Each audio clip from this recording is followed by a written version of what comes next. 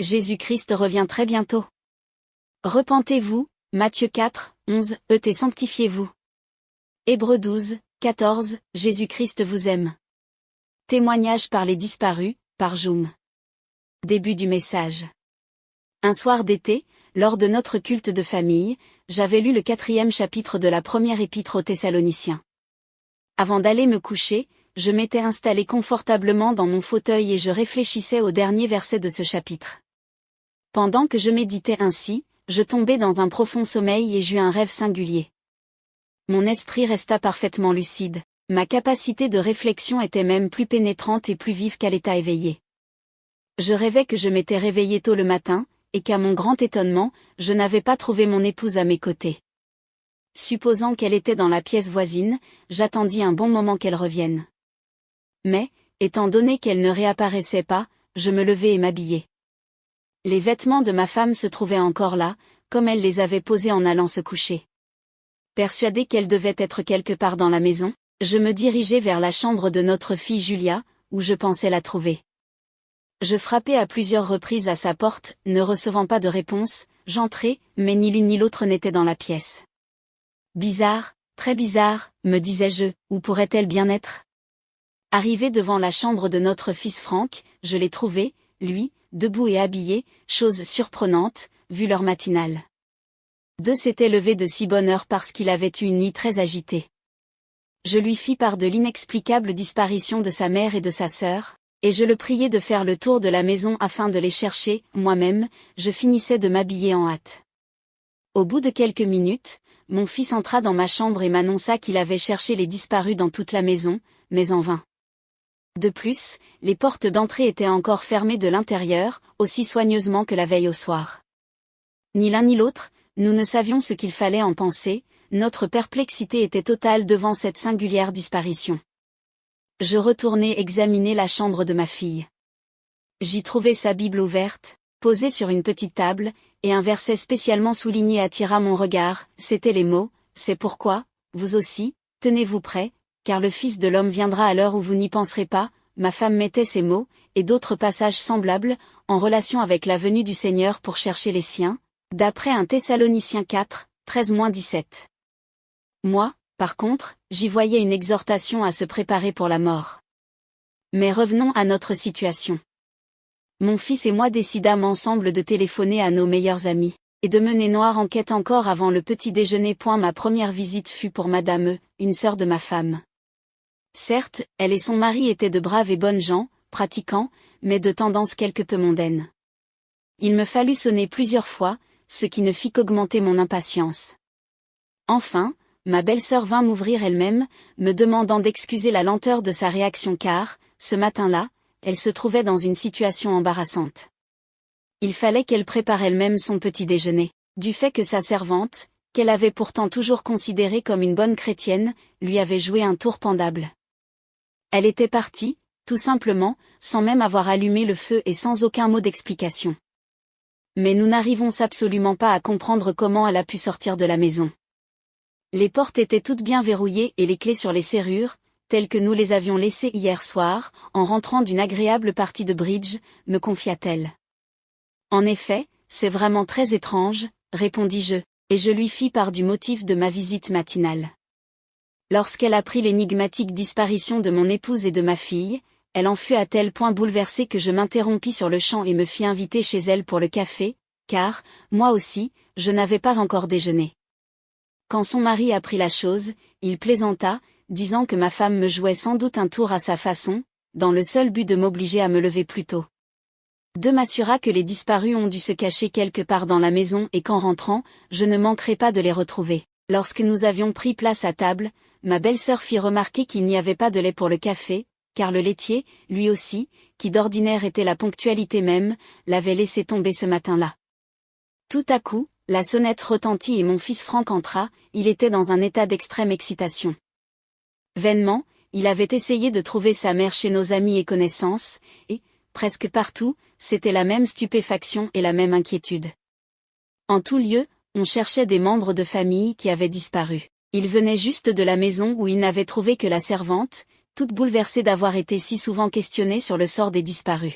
Dans les rues, une foule de gens se précipitait décider là, dans la plus grande excitation, souvent en se lamentant et en pleurant amèrement. À ce moment-là, l'inquiétude gagna aussi mon beau-frère. Il nous fit part d'une discussion qu'il avait eue hier avec un ami.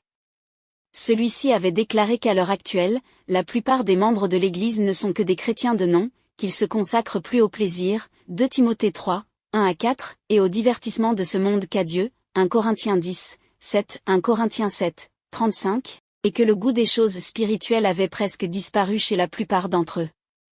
Il affirma même que, selon l'enseignement précis des Écritures, le jour où sera atteint le nombre total des membres appartenant d'une façon vivante au corps de Christ, le Seigneur viendra lui-même, comme un voleur dans la nuit, qu'il fera monter tous les siens, les morts et les vivants, auprès de lui dans les airs. 1 Thessaloniciens 4, 13-17.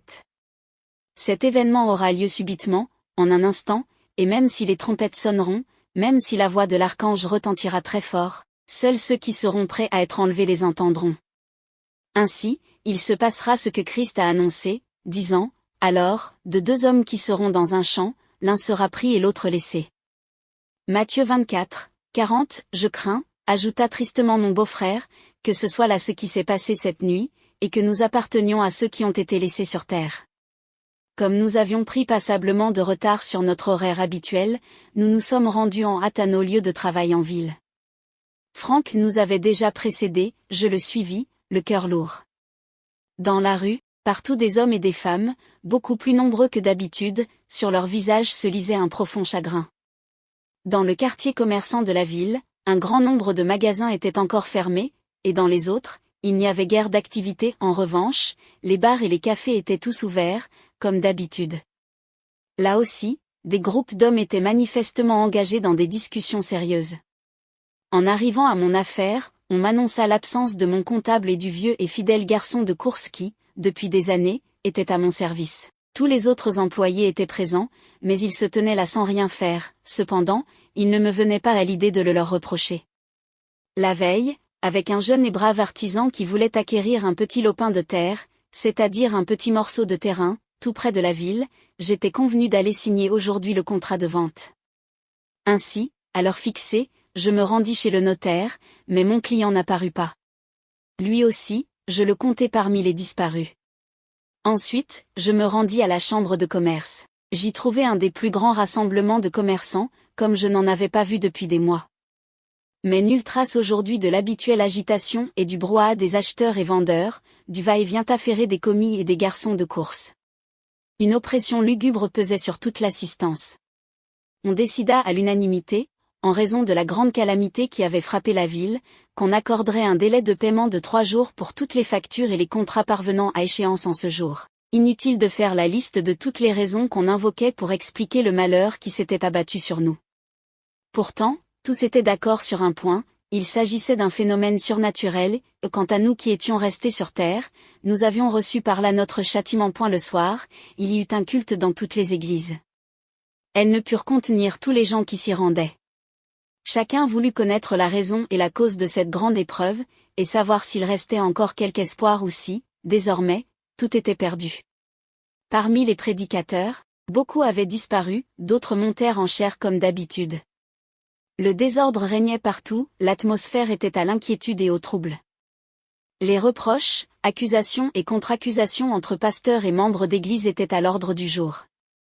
Ces derniers prétendaient que, si les prédicateurs avaient accompli leur devoir en annonçant simplement les vérités bibliques à leurs paroissiens, au lieu de les bercer dans le sommeil avec des sermons philosophiques et moralistes, on ne serait pas dans la triste situation que l'on connaît. Colossiens 2, 8, dans notre Église. Je rencontrai un grand nombre de personnes que l'on n'y voyait pratiquement jamais. Pour l'instant, notre pasteur s'employait à tranquilliser les gens, les priant de maîtriser leurs sentiments, afin qu'ils puissent leur adresser la parole. Lorsque le calme régna quelque peu, il parla comme suit, « Mon cœur saigne de 1000 blessures, dans la plus profonde compassion à votre affliction. De plus, étant donné que je porte une grande responsabilité dans cette situation funeste, ma douleur est vraiment indescriptible. » 1 Pierre 5, 2-4, personne ne peut partager l'amère déception qui m'accable en voyant le piètre résultat de mon travail. On me reproche d'avoir trop parlé de ce monde-ci et pas assez de l'au-delà et de ce qui devait survenir un jour. Colossiens 3, 1 à 5, on dit aussi que je vous ai laissé ignorer qu'il fallait s'attendre à chaque instant à l'événement bouleversant qui vient de nous frapper. Luc 21, 34 à 36. Je ne peux répliquer que ceci, je n'ai pas enseigné autre chose que ce que j'ai reçu moi-même de mes professeurs de théologie. Colossiens 2, 8, et, tout comme la plupart de mes collègues, j'étais persuadé que cette doctrine était conforme à l'enseignement de la parole de Dieu. 1 Timothée 6, 3 à 5, Tite 2, 3, Tite 1, 9. Or, à présent, je suis obligé de reconnaître qu'en cela je me suis lourdement trompé. Car, après ce qui s'est passé, je ne peux plus mettre en doute qu'il fallait prendre la parole de Dieu dans sa signification littérale. Il est manifeste que Dieu veut dire exactement ce qu'il exprime. Pendant la durée de mon pastorat parmi vous, mes nombreux projets de réforme m'ont accaparé à tel point que je n'ai vraiment pas été en mesure d'accorder à l'étude des prophéties toute l'attention que nécessitait cet important et difficile sujet. Soudain, toutes les lampes électriques de l'église s'éteignirent, il y eut des cris si épouvantables que, terrifié, je sursautai dans mon fauteuil, me réveillai. Ma femme, que ce brusque sursaut avait effrayée, accourut tout inquiète. Combien je fus heureux de la voir devant moi. Ainsi donc, ces terribles événements que je venais de vivre dans mon fauteuil n'étaient qu'un songe. Mais plus j'y réfléchissais, et j'y pensais fréquemment, plus les vérités de l'écriture qui y étaient mentionnées me parurent significatives et solennelles. Il se grava profondément en mon âme, à quel point il importe que nos reins soient sains, nos lampes allumées, et que nous soyons prêts, à chaque instant, à paraître debout devant le Fils de l'homme.